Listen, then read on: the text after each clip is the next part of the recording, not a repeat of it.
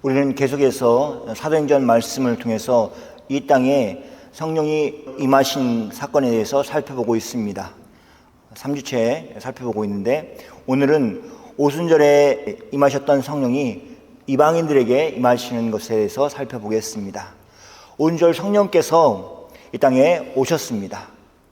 제자들이 성령 충만함을 받아서 성령의 말하게 하심을 따라서 예루살렘에 모여있는 유대인들에게 복음을 전하였습니다. 베드로의 설교를 듣고 3,000명이 일시에 회개하고 예수 믿는 일이 일어났습니다. 그 일이 있은 후에 예루살렘에 큰 박해가 있었습니다. 박해가 있으니까 흩어져 버린 사람들이 이전에 상종하지 않았던 사마리아인들에게 가서 복음을 전하였습니다. 그리고 또 예수를 믿었습니다. 빌립이 사마리아에서 복음을 전하고 또 그 사람들이 그 가르침을 따르는 것을 알고 예수의 이름으로 세례를 주었습니다. 그들에게 아직 성령이 임하지 않았습니다. 그 일을 예루살렘이 알고 사도 베드로와 요한을 사마리아에 보내어서 그들을 안수하게 하였습니다. 그리고 그 일로 인해서 성령을 받았습니다. 안수를 받고 성령을 받은 것입니다. 이렇게 사마리아인들도 성령을 받았다는 것을 보고 예루살렘 교회는 아주 중요한 결정을 하였습니다. 사마리아인들도, 사마리아에 세워진 교회도 예루살렘 교회와 다르지 않다고 그렇게 결정을 한 것입니다. 우리가 모두 성령 하나님에 의해서 역사하심을 우리가 받았다고 그들이 깨달았습니다. 사마리아 사람들에게 성령을 받다 하심을 듣고 예루살렘 교회가 그런 결정을 내린 것입니다. 하나님의 복음이 예루살렘과 유다와 또 사마리아까지 나아갔습니다. 모든 사람들이 중간에 막혀있던 담이 헐어졌습니다. 복음으로 하나가 되었던 것입니다. 오늘 우리가 살필 것은 이것입니다. 첫째, 마음의 문을 먼저 열어야 한다는 것입니다. 유대인이 아닌 이방인들에게 복음을 전하는 것은 사마리아에게 전하는 것과 전혀 다른 문제였습니다. 복음을 전하고 그들도 예수님을 믿고 구원을 받는 사건에 대해서 오늘 살펴볼 것입니다. 유대인들은 이방인들에게 복음을 전하는 일이 얼마나 어려운 일인가 하는 것을 한 사건으로 우리에게 보여주고 있습니다. 그 일은 예루살렘에 큰 박해가 일어나서 유대인들이 예루살렘을 떠나 사마리아에 가서 그곳에서 복음을 전하는 것처럼 그렇게 자연스럽게 이루어지는 일이 아니었습니다. 베드로는 요바에 여러 날을 머물렀습니다. 그가 그곳에 지내면서 무두장이 시몬의 집에 머물렀습니다. 무두장이는 평상시에는 별로 안 쓰기 때문에 그렇습니다. 무두장이는 가죽을 손질해서 제품을 만드는 사람이었습니다. 가죽을 손질하려고 하면 그 짐승을 죽이고 또 그 가죽을 벗겨내고 이런 작업들이 있지 않겠습니까? 그러니까 유대인들의 입장에서 봤을 때 유도교의 정결관념으로 보면 그것이 어긋나는 것이었습니다. 그런 일을, 그러니까 귀하게 인정받는 직업이 아니라 그냥 백정과 같은, 우리나라의 백정과 같은 그런 역할이었습니다. 그러니까 베드로가 얼마나 마음이 열려있는 사람이냐면 이 유대의 정결의식을 또 개념을 가지고 있는 그가 무두장이의 시몬의 집에 머물렀다는 것입니다. 다른 집에 머물 수도 있지 않습니까? 그런데 그 집을 꺼려 하지 않은 것입니다. 그러니까 그 마음 가운데 유대교에 가지고 있는 정결관념이나 편견을 이미 낮춰놓은 상태였습니다. 그런 베드로마저도 이방인 고넬료의 집에 방문하는 것을 주저하였습니다. 그 정도로 이방인과 교제하는 것이 허락되지 않았습니다. 사도행전 10장에서 고넬료가 등장합니다. 그는 로마 군인의 백부장이었습니다. 또한 경건하여서 온 집안과 더불어서 하나님을 경외하였습니다. 하나님을 경외하는 것도 중요한데 온 집안이 다 함께 하나님을 경외하였다는 것입니다. 가장이니까 그들과 더불어 하나님을 경외하자, 그렇게 분위기를 만들어서 하나님을 경외하였던 것입니다. 그는 많은 구제를 하였습니다. 하나님을 믿으면, 정상적으로 믿으면 불쌍한 사람들을 위해서 구제하는 것은 당연한 일이죠. 그것을 했다는 것입니다. 돈이 많아서 구제하는 게 아니라 이것은 하나님의 말씀, 하나님을 경외하는 것이 얼마나 잘 삶 속에서 실천되고 있는가, 많은 사람을 구제하는 것을 통해서 보여주고 있는 것입니다. 하나님께 항상 기도하였습니다. 그렇게 기도하던 그가 어느 날 기도 시간이 되어서 기도할 때 한 환상을 보게 되었습니다. 환상의 내용은 이렇습니다. 주의 사자가 들어와 고넬료의 이름을 부르면서, 고넬료야 이렇게 부르면서 내 기도와 구제가 하나님 앞에 상달되어 기억하신 바 되었다고, 그렇게 그의 행위에 대해서 얘기를 하고 나서 사람들을 요빠에 보내어서 베드로라 하는 시몬을 청하라고 그렇게 이야기하였습니다. 또한 베드로를 만나기 위해서 어느 지역, 어느 집에 가서 그를 만날 것인데 그를 데리고 오라고 그렇게 얘기한 것입니다. 로마 군인의 백부장이었던 고넬료의 위치에서 생각을 하면 굳이 유대인을 데려올 필요가 있나, 이런 생각을 할 수도 있습니다. 그러니까 유대인의 입장에서는 고넬료가 이방인이지만 로마인의 입장에서는 그냥 식민지의 그냥 한 사람입니다. 그 사람을 굳이 내가 데려올 필요가 있나? 이렇게 생각할 수 있지 않습니까? 그런데 고넬료가 하나님을 경외하는 사람이었기 때문에 하나님의 사자가 말한 말에 대해서 심각하게 생각을 하고 그 일을 따라주었습니다.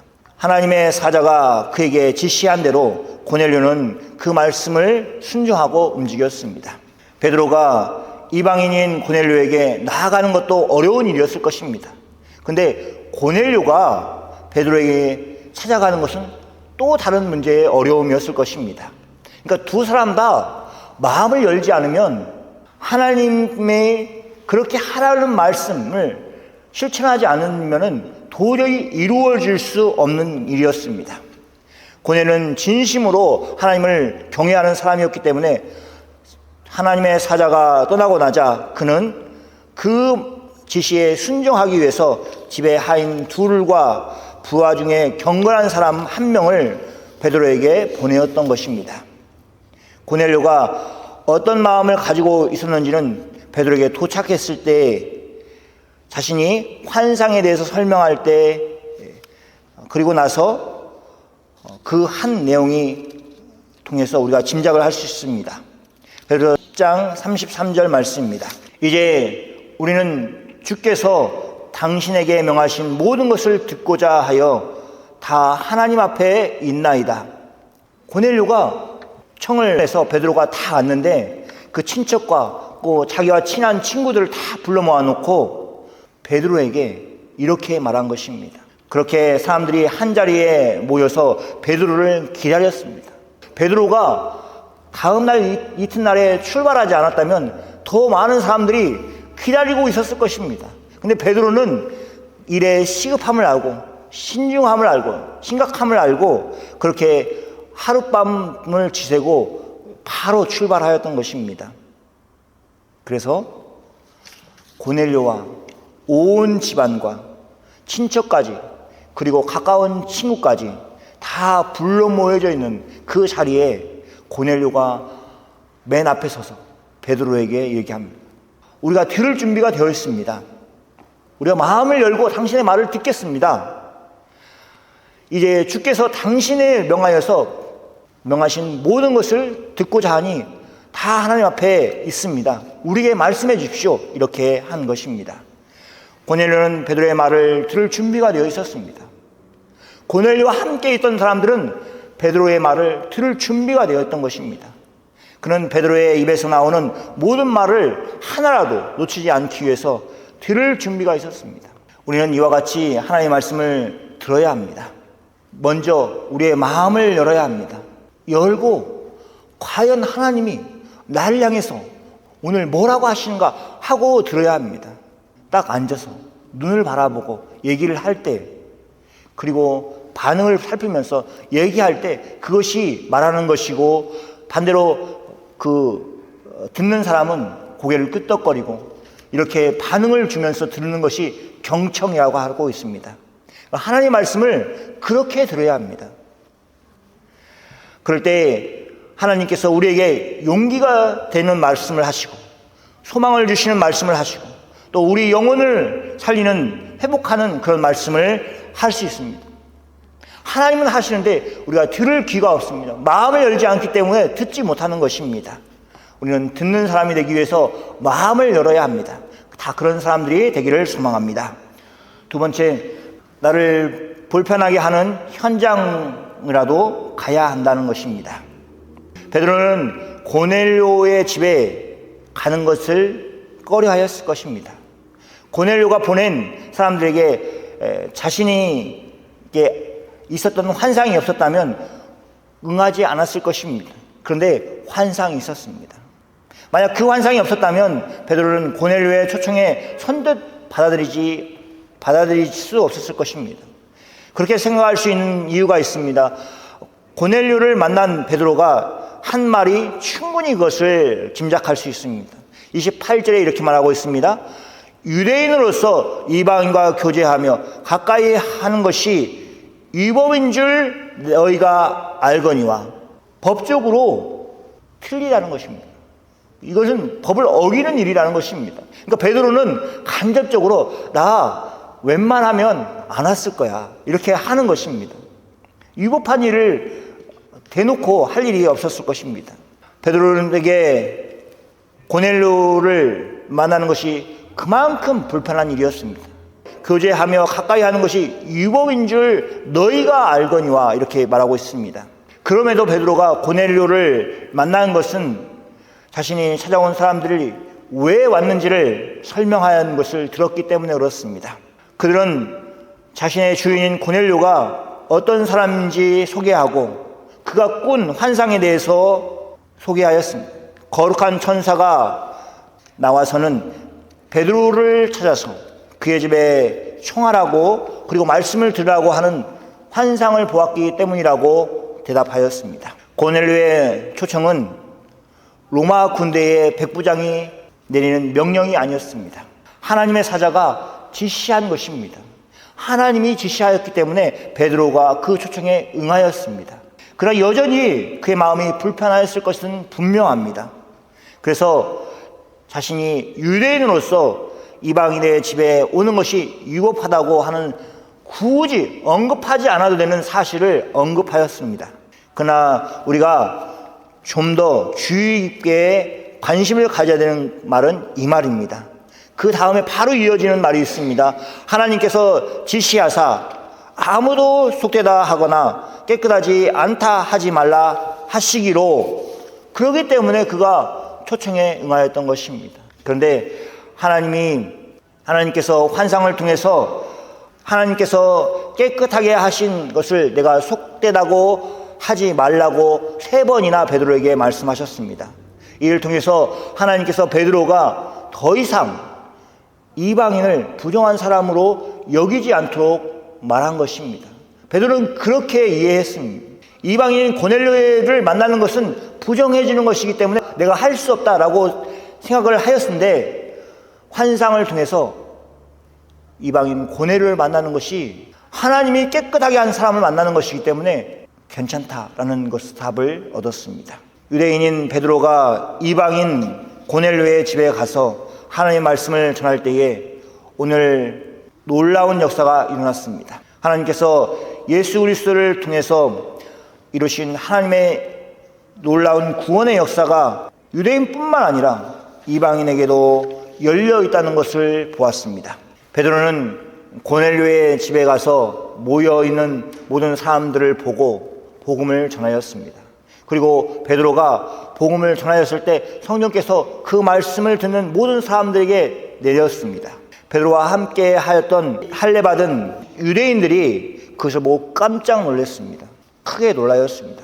그들은 모두 유대인들이었습니다.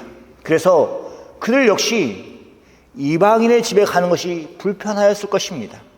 그러나 그들은 고넬료의 집에서 하나님의 행하신 놀라운 일을 직접 눈으로 보았습니다. 그들이 부정하다고 여기기 때문에 교제하는 것, 가까이 하는 것을 꺼려했던 이방인들에게 성령께서 임하신 것을 보았습니다. 하나님께서 베드로의 환상에서 보여주신 것처럼 이방인에게도 말씀으로 깨끗하여지는 것을 눈으로 확인하였습니다. 잘 보면 이 본문에서 보면 베드로의 역할이 중요합니다. 지도자의 역할이 중요하다는 것을 알 수 있습니다. 하나님은 한 사람 베드로에게 환상을 보여주셨습니다. 환상을 본 사람은 베드로밖에 없습니다. 그런데 베드로가 할례받은 신자들을 이방인 집에 그렇게 방문을 하도록, 함께 방문하도록 설득을 한 것입니다. 직접 보았던 베드로가 다른 유대 신자들에게 그렇게 해서 지도력을 발휘해서 이방인들에게 성령이 임하는 것을 함께 볼 수 있도록 그렇게 하였던 것입니다. 그러니까 지도력이 발휘된 것입니다. 베드로는 성령을 받은 사람들에게 물로 세례를 베풀었습니다. 이를 통해 이방인들도 예수 그리스도를 믿고 하나님의 백성이 된다는 것을 공식적으로 인정하였습니다. 베드로가 자신의 마음 가운데 불편하게 하는 장소와 나아갔던 것입니다. 그렇기 때문에 그런 역사가 일어날 수 있었습니다. 복음을 듣고 나아가는 사람들이 자신의 불편한 현장을 주저하지 말아야 할 것입니다.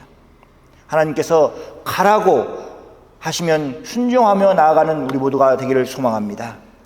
그럴 때 우리도 하나님의 역사를 경험할 수 있습니다. 세 번째, 주권은 하나님께 있음을 신뢰해야 합니다. 오늘 말씀에 나오는 베드로와 고넬료는 모두 하나님의 지시대로 순종하는 사람들이었습니다. 오늘 역사를 이룬 것은 하나님의 말씀에 순종하는 그 일을 통해서 이루고 있습니다. 그들은 자신들의 생각을 내려놓고 하나님께서 주장하시도록 그렇게 하나님께 맡겼습니다. 베드로가 이방인인 고넬료에게 찾아가 만난 것은 유대인의 전통, 율법에 보았을 때 어려운 일이었습니다. 위법이었습니다. 그러나 그는 환상을 통해서 하나님의 뜻을 깨닫고 하나님의 말씀에 순종하였습니다. 그래서 이방인의 집에 찾아가기로 결심을 한 것입니다. 그 순종을 통해 베드로는 이방인들에게도 예수 그리스도를 믿고 구원받을 수 있다는 사실을 직접 경험하였습니다. 이것이 유대인인 베드로가 전혀 예상하지 못하였던 일이었습니다. 그러나 그는 하나님의 주권을 인정하였습니다. 하나님께서 가장 선한 길로 자신을 인도하여 주실 것을 믿고 그렇게 하였던 것입니다. 그러기에 자신의 생각이나 자신이 가지고 있던 편견이나 그런 것을 넘어서서 일할 수 있었고 또 그런 것을 경험할 수 있었던 것입니다. 우리가 생활 가운데서 낙심하지 않고 살아갈 수 있는 유일한 방법이 여기에 있습니다. 그것은 하나님께서 주권적으로 일하신다는 것입니다. 우리의 인생의 주도권이 우리에게 있는 것이 아니라는 것을 고백할 줄 아는 사람입니다. 막 자기 힘으로 이렇게 하려고, 좋게 하려고 막 노력해도 또 얼마 지나나 그 처음 가졌던 그 마음들이 사그라들고 그렇게 되면 낙심할 수밖에 없습니다. 그런데 내가 아니라 하나님이 해주신다.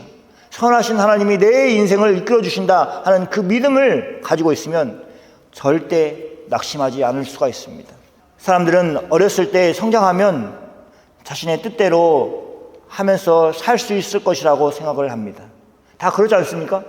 어른이 되고 직장 생활을 하고 부모님 품을 떠나면 내 마음대로 할 수 있다 이렇게 생각하면서 어린 시절을 보냅니다. 그러나 인생을 살면서 지혜로운 사람은 모든 일이 다 가능한 것은 아니다 하는 그 깨달음을 가지는 것이 지혜로운 사람입니다. 오히려 하나님께 인생의 주도권을 드리고 하나님이 계시기 때문에 그것을 인정하는 사람이 복된 것입니다. 베드로는 하나님의 인도하심을 신뢰하였습니다. 그는 그의 경험이나 유대인으로서 가지고 있는 상식을 뛰어넘을 수 있었습니다. 하나님께서 그 모든 것 위에 계시기 때문입니다. 우리도 그러한 자세를 가져야 합니다. 우리가 살아가면서 여러 환경에 영향을 받으면서 살 수밖에 없습니다. 때때로 현실이 우리를 두렵게 하기도 하고 우리의 경험과 상식이 우리를 제한을 하기도 합니다. 그러나 우리는 그들보다 더 크신 하나님을 바라볼 줄 알아야 합니다. 그것이 믿음을 가진 것이고 믿음이 주는 유익입니다. 베드로를 비롯한 초대교회 성도들은, 특히 유대인 신자들은 이방인을 형제 자매로 받아들이는 것이 쉽지 않았을 것입니다. 지금도 받아들이지 못하고 있지 않습니까? 그러니까 얼마나 어려운 일인가. 그 신약 성경에서 내게 꾸준히 나오는 논쟁이 그겁니다.